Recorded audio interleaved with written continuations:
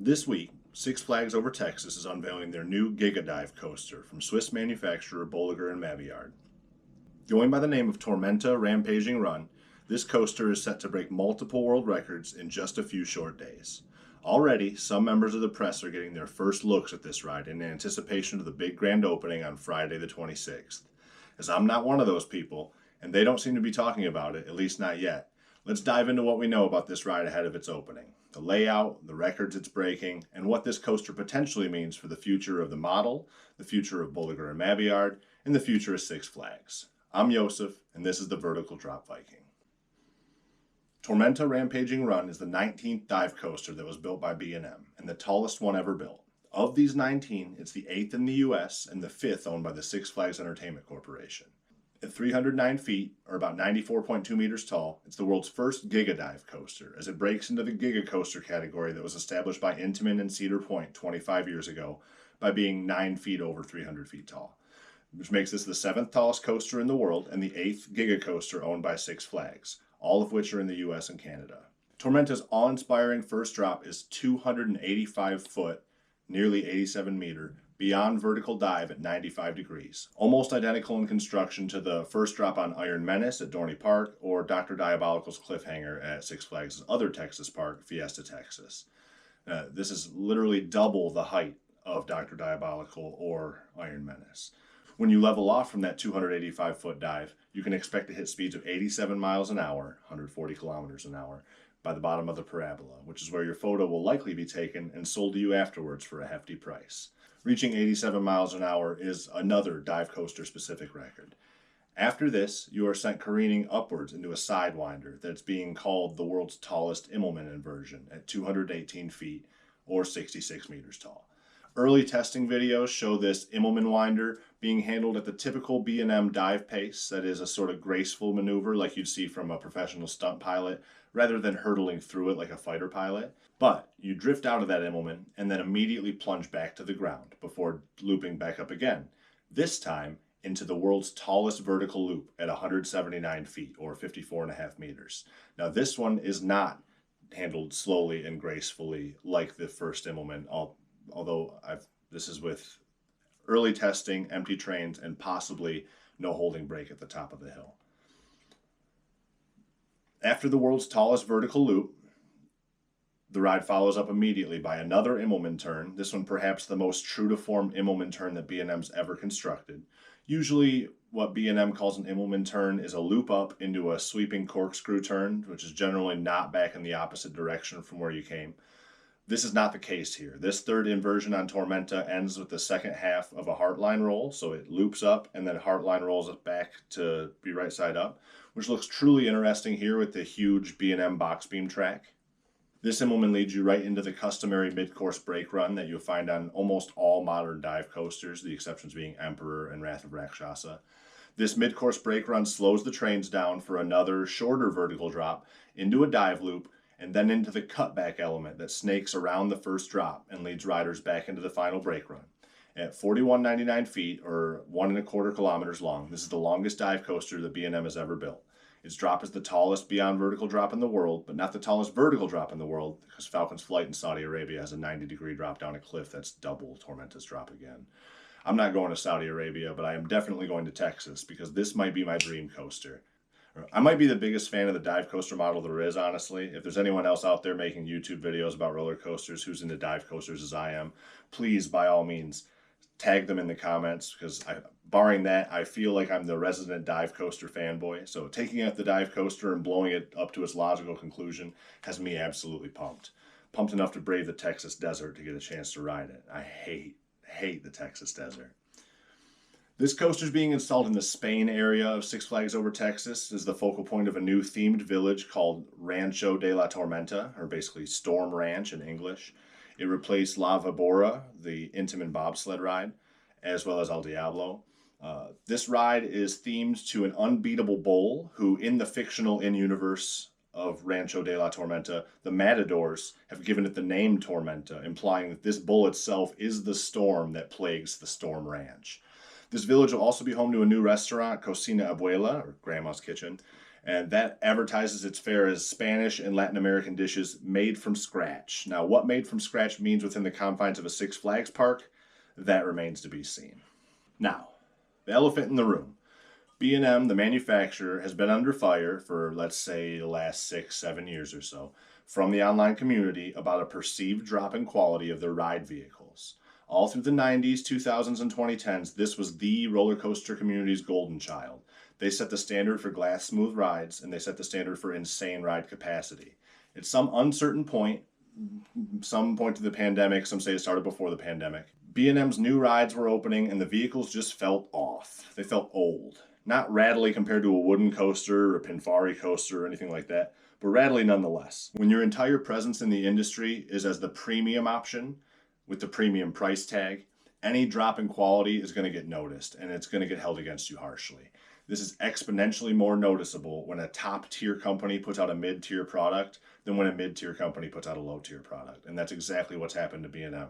When something this bad happens to your company's public image, something has to change. And in this case, what the company decided to change is to completely fire their US-based manufacturer of Clermont Steel in Batavia, Ohio. The prevailing theory online is that Clermont Steel had become unable to continue to offer B&M the intensely precise tolerances they required when machining their parts. Or at the very least, they couldn't continue to offer B&M that level of precision at a price that B&M was willing to pay. Because of that, track and ride vehicle machinery that came out of Clermont over the past 6 to 8 years with B&M's name on it was not built to the premium standard that B&M built their brand on, and now the business relationship is over. B&M was either Clermont's main or only customer, as the business has completely shuttered its doors without so much as a peep, causing Batavia locals to go online and inquire about the company's fate. Now, since pieces of Tormenta were spotted being transported through Cincinnati in late September of 2025, we could safely assume that Clermont Steel was the fabricator for Tormenta, and that Tormenta was the last job that Clermont took for B&M. Does this mean Tormenta is going to suffer from the B&M Rattle? Signs seem to point to yes, but again, anyone who's ridden Tormenta seems to be gagged on the topic until later this week. I will be actively keeping an eye out for any reports on whether or not this ride rattles, but if it does, it'll likely be more noticeable than on any of their other coasters. Not only are these huge 8-across trains, but the coaster's twice as tall as Iron Menace. Iron Menace being one of the main offenders regarding the rattle accusations. And as I mentioned before, these giant wide trains are going to be brushing up against 90 miles an hour with your ass in the seat. Any angular momentum applied to the center of this insanely wide train is going to be intensified exponentially by the time it reaches the end of these long sweeping arms. What could feel like a tiny vibration in the track for the central riders could potentially feel like a legitimate wobble for the 6 riders on the very outside seats. It'll be very interesting to see if Tormenta can live up to the glass smooth reputation that these models establish with rides like SheiKra and Valraven. Either way, whether Tormenta is smooth or rattly, it's a sad ending for Clermont Steel in Ohio. If Tormenta is rattly and B&M's next ride is as slick as butter, then Clermont Steel's story is one of former greatness and slow decline. If Tormenta is smooth, then Clermont identified the problem and fixed it, but not in time to save their company. And if Tormenta is rattly and the next one is rattly, then Clermont Steel is not the problem, simply the most visible victim of a deteriorating supply chain that can't keep up with the demands of the industry that it's meant to serve.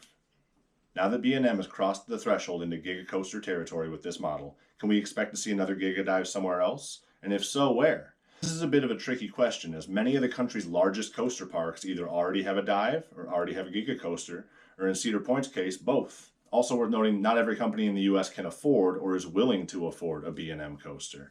Herschend hasn't put up the money for one in 15 years. After dropping $20 million on the US's first wing coaster in 2011, they appear to be deliberately staying away from the high price tag of Bolliger and Mabillard coasters.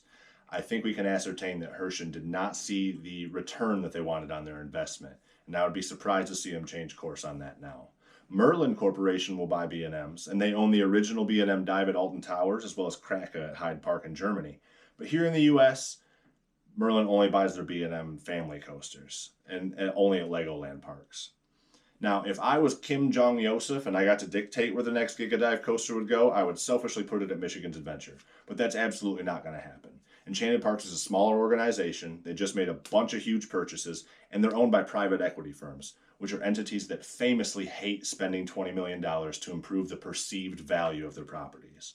Universal hasn't bought a B&M in a decade, and Disney says Bolliger and who? This leaves two real potential customers in the US for the company, Six Flags and SeaWorld. As far as SeaWorld goes, well, Busch Gardens Williamsburg has Griffin, Tampa has SheiKra, SeaWorld San Diego has Emperor. So really only SeaWorld Orlando would be a contender for a Giga-Dive out of these parks, assuming the city of Orlando would even let them build that high.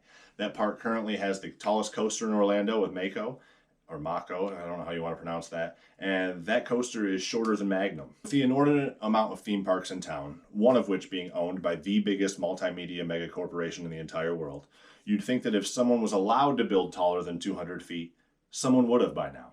So barring SeaWorld, what about Six Flags?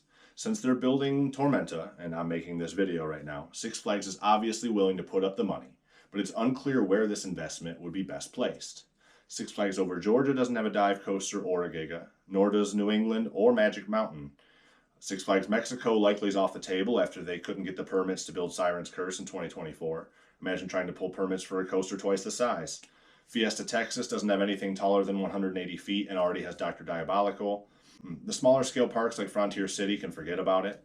Since most of the main parks east of the Mississippi either have a Giga or a dive, I'm going to predict that if another Giga-Dive gets built in the US, it's going to be all the way over at Magic Mountain.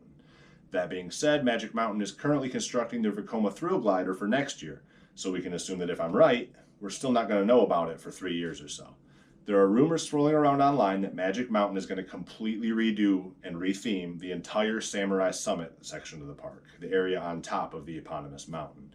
If that rumor proves to be true, then Six Flags will have to find something to replace the long-defunct Superman Escape from Krypton ride and the aging, suspended Aero Coaster Ninja. Maybe this is crazy, but I think that putting the first 300-foot-plus full-circuit coaster west of the Rockies on top of that mountain would be a very photogenic option for the park. What better way to utilize the natural landscape of the mountain than with a 90-degree drop? Another extremely possible option is that the next Giga-Dive gets built in China. These coaster models are a huge hit in China, even having been stolen wholesale by the notorious IP pirates Jinma Rides. And it's not like China can't afford it either, considering that they make $70 billion per year off of US tax dollars alone just from collecting interest on debt that we owe them. While some parks in China are owned by the private sector in like a capitalistic arrangement like we have here, many of them, like Happy Valley, are owned by the state and are not beholden to many like regular market factors that we take for granted in the Western world. Because of this, we may see the world's second Giga-Dive appear in China before any whispers of one turn up at Magic Mountain or anywhere else for that matter. As with most things, we will have to wait and see. Whatever B&M's next coaster is after Tormenta, whether it's another Giga-Dive or another in its line of modern family thrill coasters, it's going to be under a lot of scrutiny to see if changing steel fabricators has eradicated the dreaded rattle. Now that said, the B&M Rattle has been around for at least half a decade, and it hasn't discouraged Six Flags from purchasing this ride, so it may be the case that this ride's going to stick around, rattle or not. As for me, with a layout like this, an absolutely unrivaled vertical drop, Tormenta can shake me half to death for all I care. It's still at the very top of my bucket list, and will stay there until I can find my way back to the sun-scorched land of Texas and get a chance to ride it for myself.